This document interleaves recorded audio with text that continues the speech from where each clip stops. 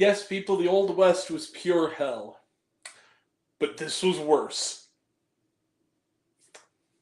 Yeah, this is one of those times where my job is a job. And it's not fun. Yep, here we go. Do the thing.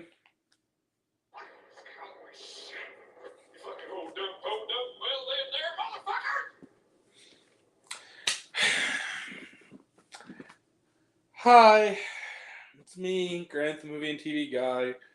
Welcome to Race on Popcorn with Grant, everybody. And it's the Angry Grant Show, everyone. The angriest Grant Show. This video is not for children. If you are children, then fuck off. You gone? Cool.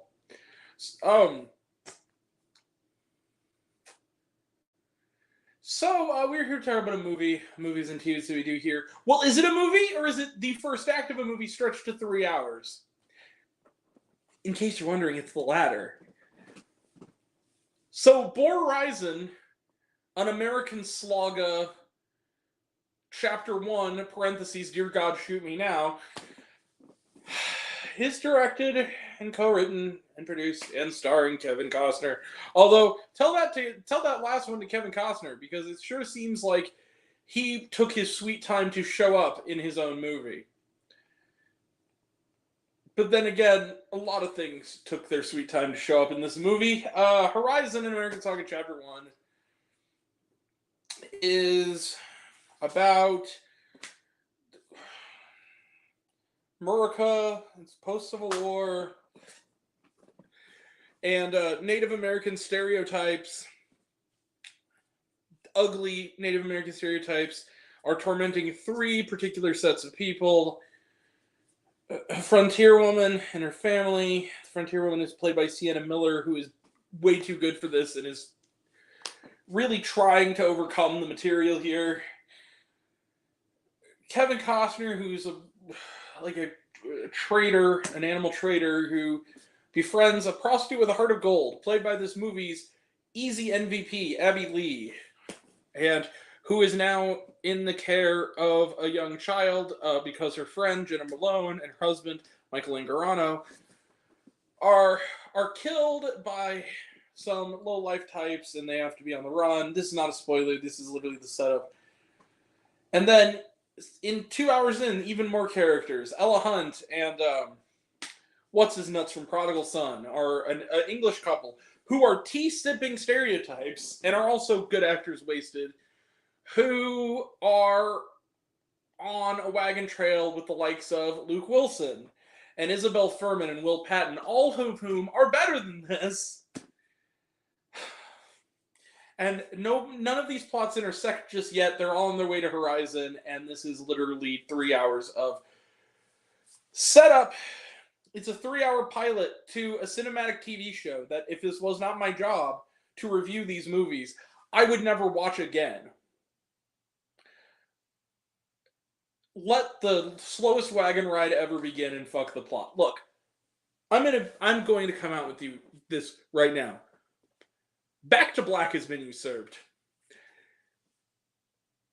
Good God, Kevin Costner.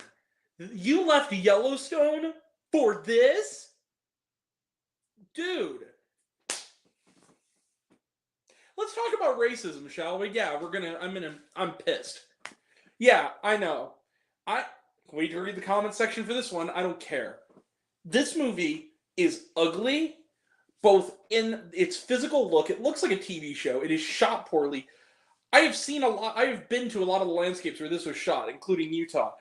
They look so pretty. Too bad Kevin Costner can't direct worth a shit. You know how I've been very notorious about how I was never a big Dances with Wolves fan? Dances with Wolves looks like the assassination of Jesse James compared to this. This movie is utterly the most... It's not even thinly sketched. It's not sketched. These are not characters. They are on a road, apparently, to this town, but they don't get anywhere. This is 3 hours of false starts. Nobody gets anywhere. It keeps starting, and then it keeps starting the story up, And before it goes anywhere, it just stops and shows us what we're going to get in the next installment. I hated this movie, but in the meantime, when it does show us something, it is the most ugly stereotype. The noble female who is beaten around and mistreated so that a hunky general can come after she's widowed and loses her child, although she doesn't seem to be that broken up about it. Another woman is the prostitute with a heart of gold, or the sex worker with a heart of gold, who is, again, by far the best character in the movie, who is also beaten around, mistreated, and then is groveling back to the person. Kevin Costner writes himself a sex scene with a woman half his age. Are you shitting me? And writes another scene where an even younger woman, Ella Hunt, is stripping naked to take a bath and is ogled by a bunch of men, and then, because she's a Brit, is said she had it coming. Being harassed by these men. How fucking dare you, Luke Wilson's character, in this whole movie. This is the most outdated, ugly, stupid movie I've ever seen. This is the kind of movie your racist uncle, who you don't invite to Thanksgiving anymore, would think is a masterpiece. This movie is ugly, it's mean-spirited, and the treatment of the natives, it's like Killers of the Flower Moon and Reservation Dogs never happened. This movie is so utterly regressive in its treatment of Native Americans. It takes us back hundreds of years with this. It is so despicable, the way that they paint these characters as just cartoonish savages with no depth or character. It's like watching Dances with Wolves from the point of view of the villains. And we're supposed to cry. We're supposed to cry for these people. And then supposed to cheer. We're supposed to cry for the white guys when they die, and then cheer them on as they scalp this human being. We're supposed to cheer for this. Go fuck yourself, movie.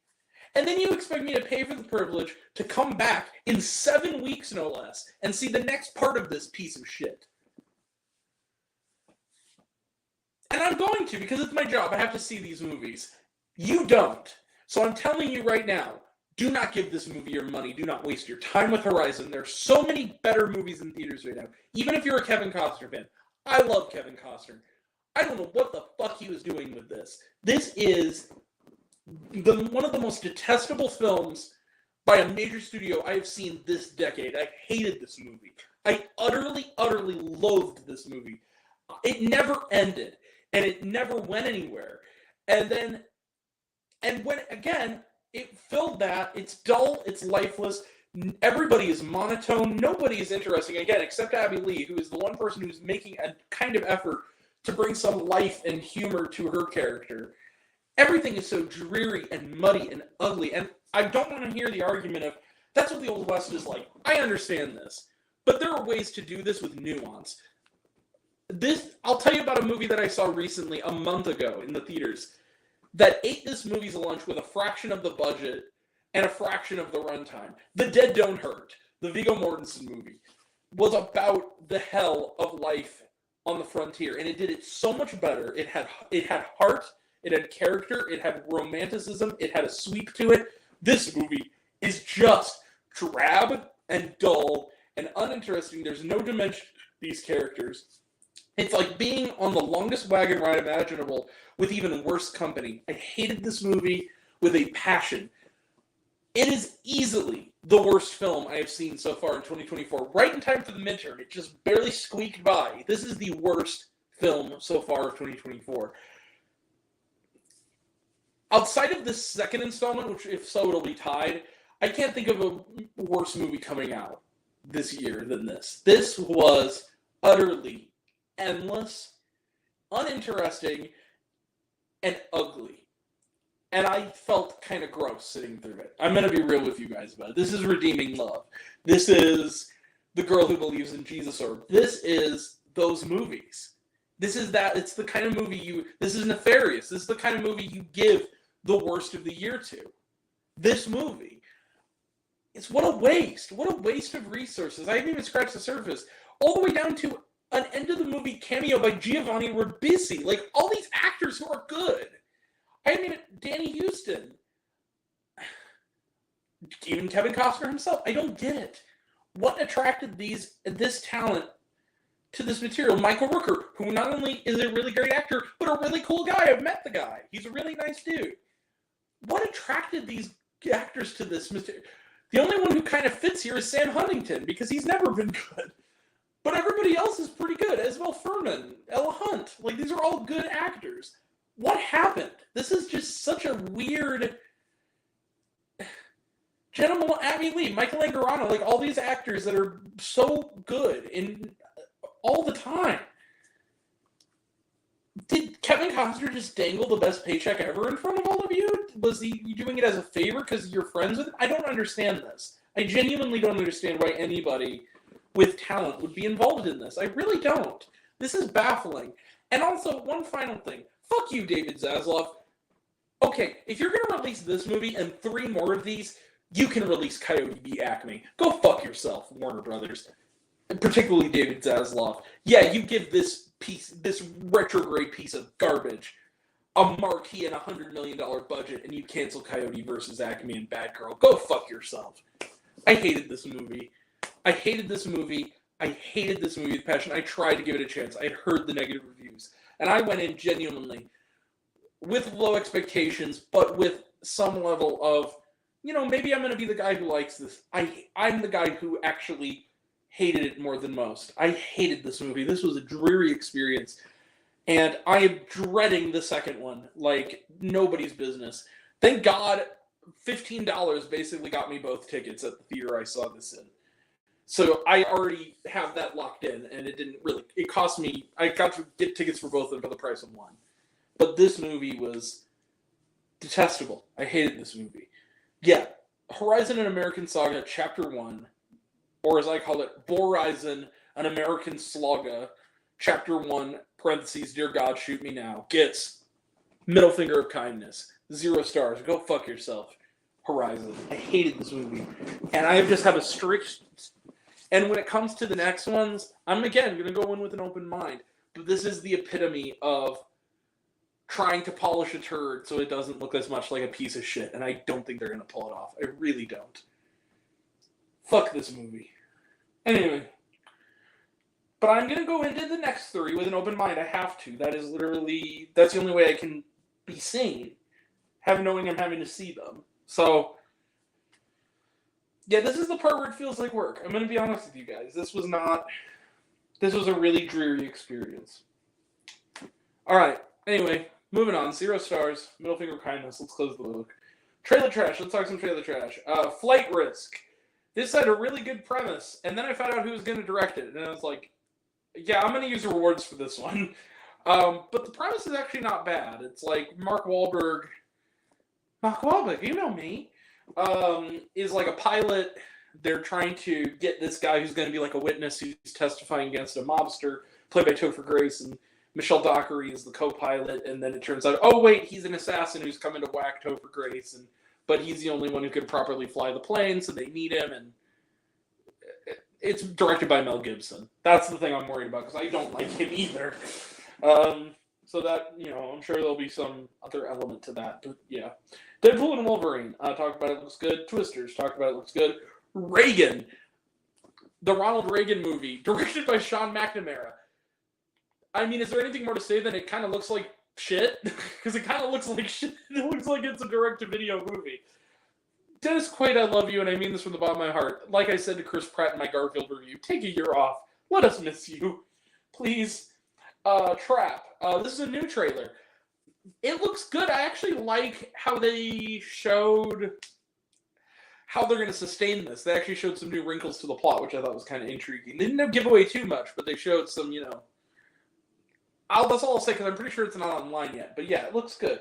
And then Beetlejuice. Talked about it, looks good. And was there shawarma? No, there was not, but the very end of the movie is essentially a trailer for the second part.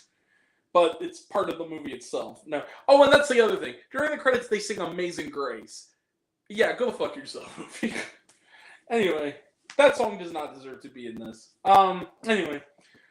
So yeah, I didn't like this one very much. I think you guys maybe didn't notice that, so I just want to remind you. So yeah, that's it. We'll be back shortly after this for a review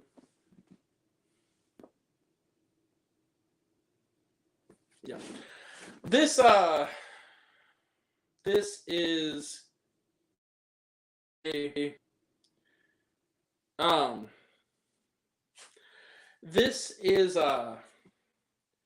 yeah, that's it. We'll be back shortly after this for a review of Blue Lock the movie, episode Nagi. Yeah, we'll have a review of that. Yeah. So we'll have a review of that. Right after this, where was I? Oh yeah, tomorrow we'll have a review of Kinds of Kindness, which I've heard is very good. I hope so. I like Yorgos Lanthimos. Sunday is Fancy Dance. Monday is AMC Screen Unseen, and we have some other stuff coming up next week that I don't have in me to review now, to remember now, because I honestly am having a bit of a brain fart. Anyway, but yeah, we'll do the midterm report, the best and worst films of 2024 so far, starting with the best Sunday, and the worst the following week. Yeah, so that's all coming up, and that'll all be next time. And until next time, I'm Grant, the movie and TV guy. I see it all, and I'm happy to share it with you. I love you all. I appreciate you all. I love you all, class dismissed. I love you 3000. Be kind to one another. If you like this video, give it a like if you want to. Give it a subscribe if you want to. Give it the bell. I don't know what it does. That's what you're supposed to do, or so I've been told. Leave a comment. Even if it's, hey, Grant, I like waffles. It really helps out. If you want to find me elsewhere, reviews, lists, and other fun stuff, you can find me on all my social media. I'm on literally everything, either Raised on Popcorn with Grant or Raised on Popcorn. Take care of yourself. Take care of your mental health. It's incredibly important. And I want to know down below, what did you think of Horizon and American Saga Chapter 1? Did you like the movie? Did you hate the movie? Think my opinion's good. Think I'm full of shit. Comment below. Let me know. And until we meet again, we're all raised on popcorn. Make mouth extra butter. I'll catch you guys next time. Take care, everyone.